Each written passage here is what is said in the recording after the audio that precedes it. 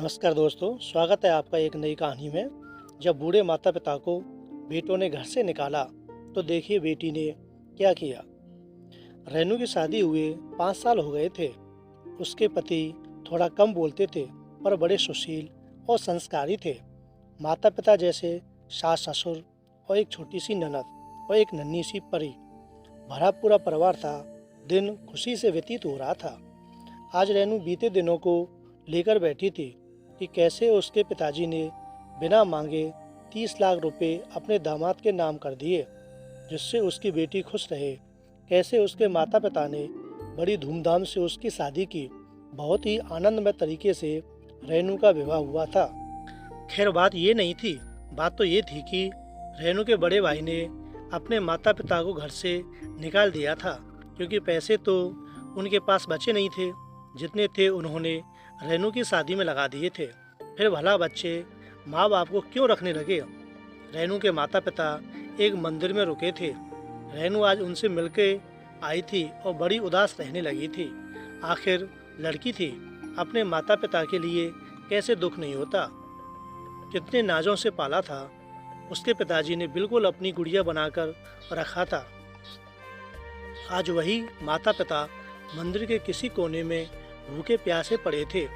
रेनू अपने पति से बात करना चाहती थी कि क्या वो अपने माता पिता को घर ले आए, पर वहाँ हिम्मत नहीं कर पा रही थी, क्योंकि उनके पति कम बोलते थे, अधिकतर चुप रहते थे।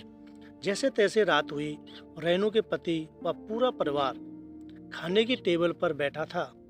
रेनू की आंखें सहमी थी।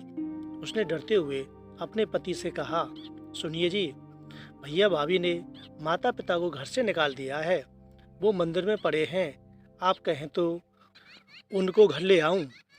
रेनू के पति ने कुछ नहीं कहा और खाना खत्म करके अपने कमरे में चला गया। सब लोग अभी तक खाना खा रहे थे, पर रेनू के मुंह से एक निवाला भी नहीं उतरा था। उसे बस यही चिंता सता रही थी कि अब क्या होगा। इन्होंने भी कुछ नहीं कहा। रेनू रुआसी सी आंख लिए सबको खाना परोस रही थी। थोड़ी देर बाद रेनू के पति कमरे से बाहर आए और रेनू के हाथ में नोटों का बंडल देते हुए कहा कि इससे मम्मी डैडी के लिए एक घर खरीद दो और उनसे कहना कि वो किसी बात की फिक्र ना करें, मैं हूं ना। रेनू ने बात काटते हुए कहा, आपके पास इतने पैसे कहाँ से आए जी। रेनू के पति ने कहा, ये तुम्हारे पापा के दिए गए ही पैसे हैं, मेरे नहीं हैं, इसलिए मैंने हाथ तक नहीं लगाया। वैसे भी उन्होंने ये पैसे मुझे ज़बरदस्ती दिए थे। शायद उनको पता था कि एक दिन ऐसा आएगा। रेनू के सास ससुर अपने बेटे को गर्व भरी नज़रों से देखने लगे और उनके बेटे ने भी उनसे कहा, अम्मा जी, बाबूजी, सब ठीक है ना। उसके अम्मा बाबूजी ने कहा कि बड़ा नेक ख्याल है बेटा, हम तुम्हें बचपन से जानते हैं। तुझे पता है कि अगर बहू अपने माता पिता को घर ले आई तो उनके माता पिता शर्म से सर नहीं उठा पाएंगे कि बेटी के घर में रह रहे हैं और जी नहीं पाएंगे। इसलिए तुमने अलग घर दिलाने का फैसला किया है।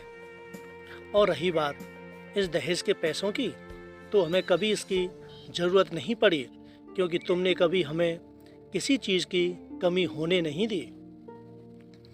खुश रहो बेटा, कहकर रेनू और उसके पति को छोड़ सब सोने चले गए।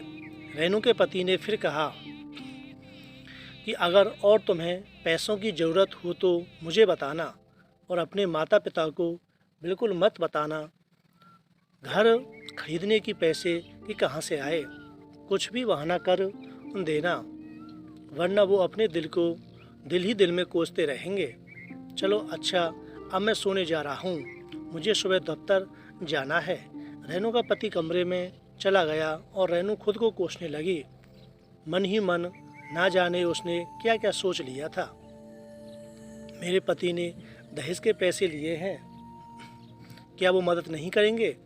करना ही पड़ेगा, वरना मैं भी उनके माँ बाप की सेवा नहीं करूँगी। रेनू सब समझ चुकी थी कि उसके पति कम बोलते हैं पर उससे ज़्यादा कहीं समझते हैं। रेनू उठी और अपने पति के पास गई माफ़ी मांगने। उसने अपने पति से सब बता दिया। उसके पति ने कहा कि कोई बात नहीं, होता है, तुम्हारी जगह मैं भी होता तो यही सोचता। रेनू की खुशी का कोई ठिकाना नहीं था। एक तरफ उसके माँ बाप की परेशानी दूर हो चुकी थी, दूसरी तरफ उसके पति ने माफ़ कर दिया था उसे। रेनू ने खुश और शर्माते हुए अपने पति से कहा, मैं आपको गले लगा लूं। उसके पति ने अट्टहास करते हुए कहा कि मुझे अपने कपड़े गंदे नहीं करने, और दोनों हंसने लगे। और शायद रेनू को अपने कम बोलने वाले पति का ज़्यादा प्यार समझ में आ गया। तो दोस्तों, ज़माना बदल रहा है, अपनी सोच भी बदल दीजिए। बुढ़ापे में सिर्फ बेटे ही सहारा होते हैं, ये सोच बदल दीजिए, बेटे भी बुढ़ापे में सहारा होती हैं। यदि आपको कहानी अच्छी लगी हो तो चैनल को सब्सक्राइब करना ना भूलें। धन्यवाद।